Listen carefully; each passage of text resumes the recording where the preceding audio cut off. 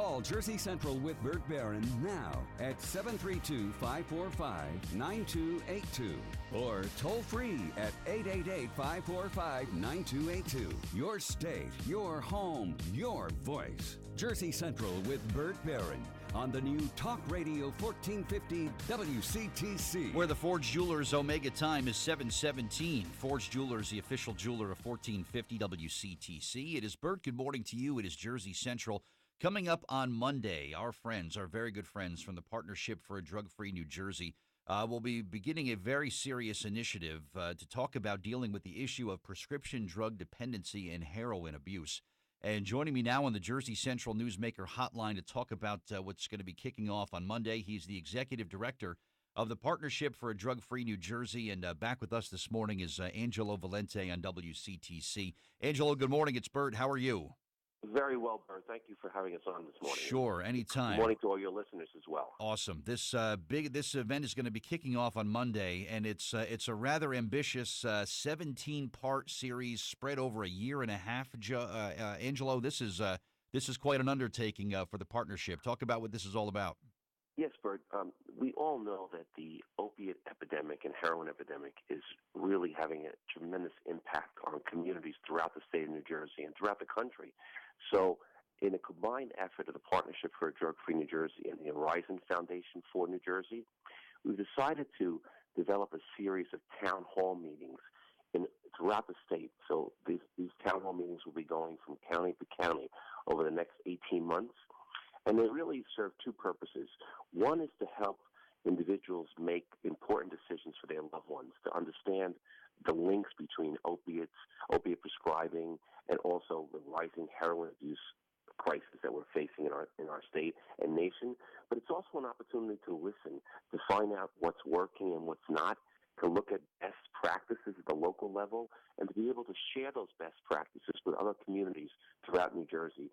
So this is going to be a wonderful opportunity for people throughout the state to participate and really join the conversation and develop solutions to our epidemic.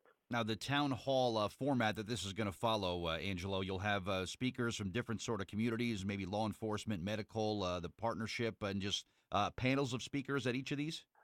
Yes, actually, what we're doing is we're encouraging individuals to participate, because not only will we have panels of speakers, but we also are going to encourage questions and conversations with members of the audience.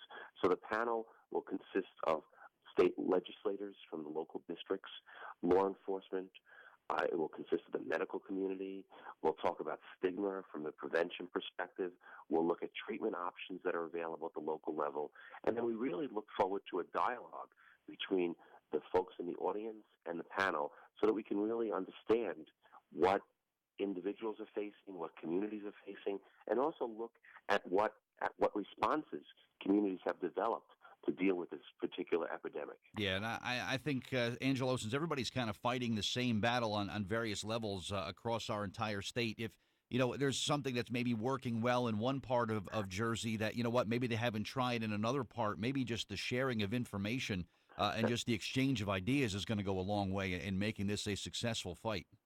Yeah, absolutely, Bert, and that really is the main intent. It's to share information, to have individuals who attend become much more familiar with the issue, with the links between prescription drugs and heroin, with understanding that they have a role in deciding whether or not to use prescription drugs and opiates in particular, in order to deal with acute pain, to understand the new legislation that has been put into effect, legislation that requires that there only be a 5-day prescription of opiates prescribed to any individual in the state for the first time, and also that a doctor or a prescriber or dentist needs to now have a conversation with patients or parents of patients under the age of 18 to explain the addictive qualities of the opiate drugs, and also to provide any alternatives that are non-opiates to deal with those situations where you have acute pain.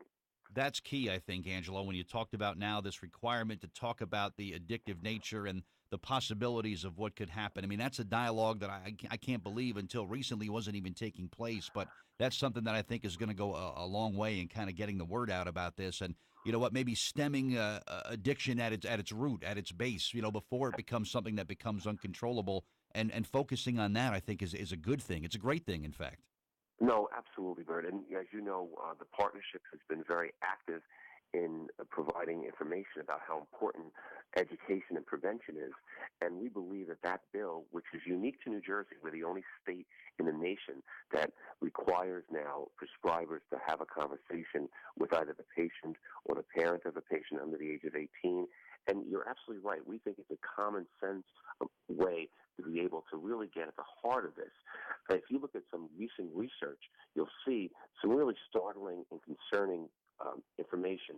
First and foremost, children who are prescribed opiates by a physician, by a dentist, prior to the age of 18 are over 30% more likely to become heroin addicts as they go into adulthood. Wow. Because we know that at a certain point, after a certain dosage and a certain number of days, that the brain changes as a result of the opiates that an individual is taking.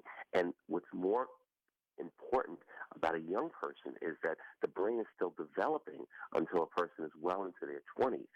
So we understand now through research the implications of being prescribed an opiate when there might be some non-opiate alternatives to deal with acute pain. And this pain could be for a broken limb or a sprained ankle, for a sports injury in particular. That seems to be very concerning. For example, male athletes are twice as likely as non-athletes to become heroin addicts because they've been exposed to these drugs at early ages.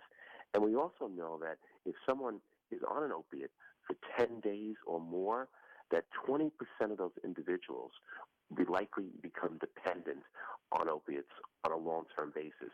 So there are many reasons, and there's some excellent research that has recently been done by the Center for Disease Control as well as the Surgeon General that demonstrates how important it is to limit the number of days that a person is on opiates to 3 to 5 days. And New Jersey's law is very consistent with that now. We have a 5-day limit, but also to look at alternatives where they're available to deal with short-term acute pain. Wow. Angelo Valente, Executive Director, Partnership for Drug-Free New Jersey, is with us here this morning.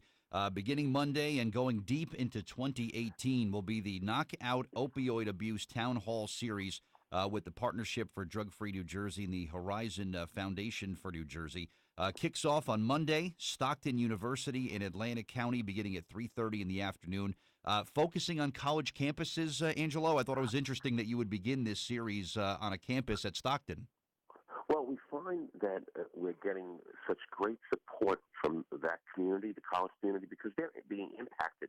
The 18 to 25-year-old individuals are really, we're seeing a major particular concentration on that group that's being impacted. But these town hall meetings are really open and available, and we encourage everyone to participate, whether it be a parent with children, a grandparent, certainly people in the field that are involved at a local level. We really want to hear from different disciplines throughout the state of New Jersey, people that are involved with law enforcement and treatment, people in the medical community, and people that are also involved with developing programs at the local level who these programs, as you mentioned earlier, can really be used as a best practice to share with their neighbors throughout the state. Well, good luck with the Town Hall Series when it kicks off on Monday, Angelo. And you know me, anywhere, anytime in this state of New Jersey that you need me, I drop everything and I come running. So I'm sure we'll certainly cross paths when this tour hits this part of the state. And congratulations on this, Angelo. A great thing that you're doing. Thank you, Bert. And I just want to mention one last thing, if it's possible. Yeah, sure. You can go to the website, which is knockoutopioidabuse.drugfreenj, and register for these free town hall meetings. And we have a whole series that we already have listed, which include counties throughout the state. For example, in Monmouth County, we're going to be at Middletown High School South on May 23rd. And we're going to be in Atlantic County, in Morris County, in Bergen County, Wonderful. Cumberland. So it's a great opportunity for people to really become engaged, to become well-informed about this issue, and also to be able to share success stories that we can bring to the entire state and nation. Terrific stuff. Angelo, thank you for your time this morning. Good luck with everything on Monday, and we will talk again very soon, my friend, all right?